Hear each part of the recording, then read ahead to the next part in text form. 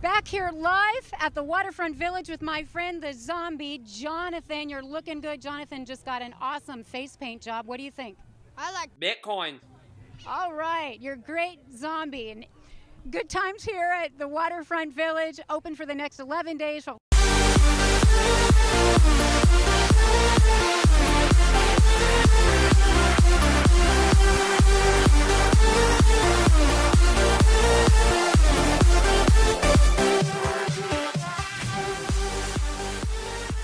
Hello and welcome to your daily crypto news. Appreciate all of the comments and likes and subscribers we have been getting lately. We are just about to hit 100. Go ahead, be the 100th person. Click that subscribe button. We would love to have you part of our team. We've been gone a couple of days. We've got a lot of exciting stuff coming up. We've got an interview with Crypto Breakfast. We have a rap video for a parody of Gucci Gang called Blockchain. It's actually coming out later today. So we've got a lot of stuff going on. Sorry we missed you a couple days, but we're back. All right, so today we're going to be looking at the market cap. We're going to be looking at some countries fighting against Google, Twitter, and Facebook, Monero's hard fork, and also the @Bitcoin Twitter fiasco. So jumping right into the markets, the market cap right now is at $259 billion. It is down just a little bit from the last video we did. Bitcoin dominance also has fallen a little bit to 44.2%. So a quick look at the top 10 here. You'll see not a lot of action, but there's one thing I want to show you guys. Let's look over at the 7-day charts. If you don't believe that everything lives or dies with Bitcoin, I think this chart, all of these charts really show that. So look right here, you see a plateau. There's a little plateau right there. Now, let's just scroll down the charts and look at how many of these charts on the right have that exact same plateaus. There's one, there's one, there's one, a mini one, there's one, there's one. And you can just go down, and if you're curious, this does not just hit the top coins. We go down here all the way down to the bottom, and look, number 100, Neblio, also with the exact same plateau, and then looking up from there. So I think that plateau really shows how much everything is attached to Bitcoin right now. The biggest gainer of the day is a elf, and his name may or may not be Buddy. Oh, oh, oh! Yeah! It's me, Buddy! It's me! Hey, buddy, how you doing? So winners of the day, AELF. I'm not sure about that project. If you guys know something about it, let us know. Ontology, we are going to be doing a review special on Ontology and also on Internet of Service token this week. So both of those will be out before Sunday. I'm not sure what days yet, but stay tuned for those if you're wondering about those projects. So there are some coins that just keep popping up in our either biggest gainers or biggest losers.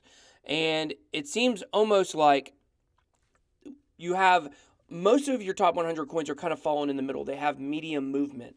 But with some of these that we're seeing every single day, they have much bigger swings than the other coins. So I'm really interested to see why Ontology is one of those. Moving down, Skycoin, Golem, those are both two that we see quite frequently on here.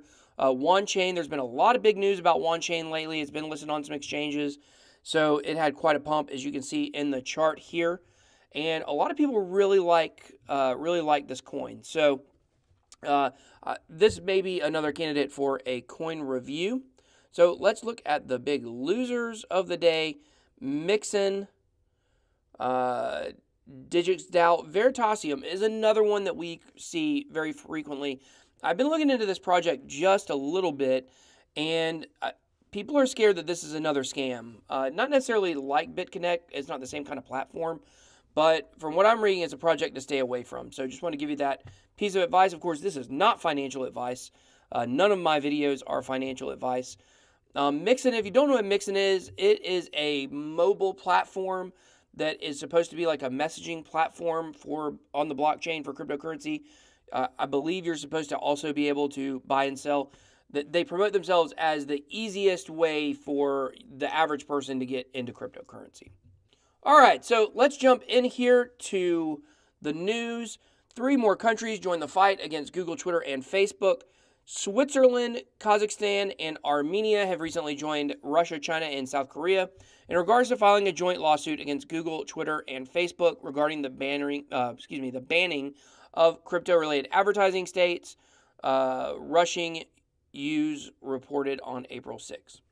Okay, so we've been talking a lot about social media, a lot about Facebook. Mark Zuckerberg is going to Capitol Hill today, so that'll be a very interesting story to follow because I do think that while it's not directly related to cryptocurrency, it will have reverberating effects onto cryptocurrency. So what is the end result going to be of this lawsuit and any that pops up like it? I don't think they'll win. I don't think that you can force Facebook, Google, or Twitter to allow cryptocurrency ads on their platforms. I don't think so. But what I hope there's going to be, it's going to be a backlash to these companies to make them realize that, this blanket policy of if it has to do with cryptocurrency, they ban it, is not good. And along with that is the suppression, the organic suppression that they're doing on their platforms as well. So for our cartoon, for BitBoy and Hodl, we're not allowed to advertise our cartoon on Facebook ads, which has nothing to do with scamming people or selling a product or anything like that. So hopefully it'll just make them rethink the way they're going about it. So Monero, just as they had kind of hinted at, had a fork recently. It resulted in 4 new coins, which is a little confusing to me. They have Monero, of course, original Monero, the original Monero that we all know. And now the fork is Monero 0, Monero Original, Monero Classic, and Monero Classic. So this is just very interesting that 2 of the forks have, or 2 of the coins on the fork have the exact same name. It's a little weird to me. They also have the same symbol, so that is a little weird to me also. So I didn't know you could have the same symbol for coins. If you know more about that, drop us a comment below. We'd like to know how that's possible. The only comparison I can kind of think of is like in college football. They have so many players. In college football, some players on a team can actually have the same number. Pro football, of course, because of rosters and stuff, they can't do that. But and that's American football, of course, for anyone who is in another country watching. So, but why is this big news? So basically, Monero has been trying to fight against mining farms. They think that mining farms basically take decentralized currency and centralize them. And an ASIC miner is a miner that mines one algorithm. So Bitmain is the biggest producer. They build these ASIC miners and they attack one algorithm and they can do it faster than any other machine, or supposedly. So Monero has been upset at this because they don't want people to be able to have ASIC miners because it's easy to get a bunch of those and make a mining farm, and eventually you could take over the algorithm or the coin if you have so many of these miners. So, I don't know how I feel about it because I would like to get an ASIC miner, personally, get 1, 2, 3, 4 of them and be able to mine the most effective way. But of course, I don't want somebody to have a mining farm in China that has 1 million of those. Then they're going to be able to gain most of the supply. So I think it's good and bad. I guess they want these coins. They want miners to be like somebody at home, like me or you, that just takes up mining as a hobby and mines. I mean, that's kind of the whole point of cryptocurrency, right? For the people, by the people, or maybe that's America. But anyway, if you know more about this Monero fork or some of these coins, or maybe you're big in the Monero community, we'd love to talk to you about it. So like I said, drop us a comment below. So this week, I had the chance to be a guest host on the Coin Boys podcast. If you guys aren't listening to the Coin Boys podcast, you need to be listening, not just because I was on it, but they're really good. They do some good stuff. And we talked about the @Bitcoin Twitter handle. It was taken by Twitter. And, I was under the impression they did it because, @Bitcoin is impersonating Bitcoin. It's Bitcoin Cash. Everyone knows that. And I didn't think they would give it back, but now it turns out they have given it back. So a quick look at Roger Ver's. If you don't know Roger Ver, he is the person behind Bitcoin Cash. And he has, the day it was taken, he had this tweet that said, "So this is how free speech dies, with thunderous applause." And I think that is from the book 1984, I think.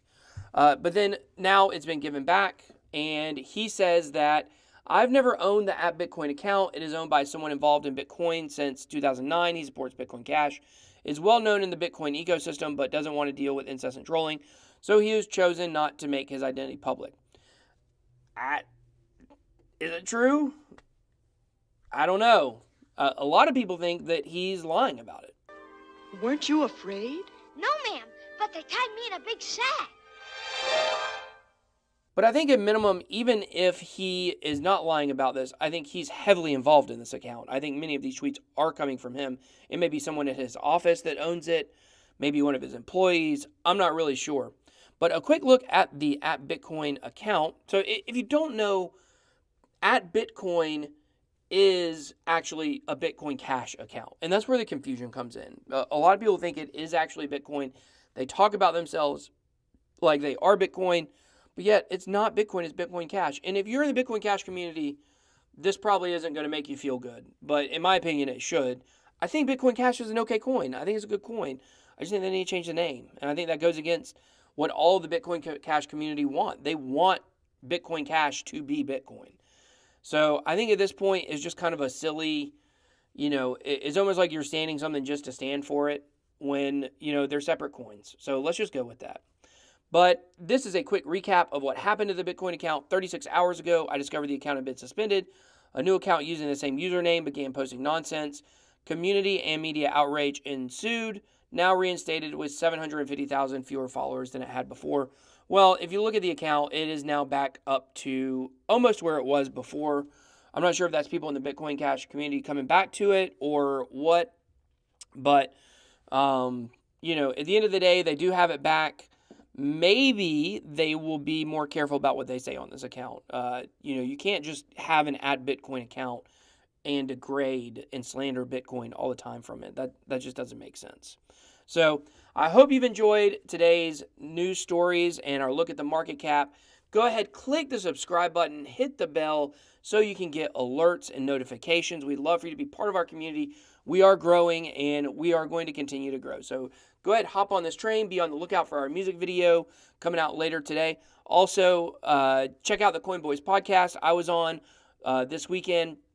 They talk about the Coin Kin, and we talk about a lot of news stories. So it was a really fun experience. Looking forward to hopefully being on there again.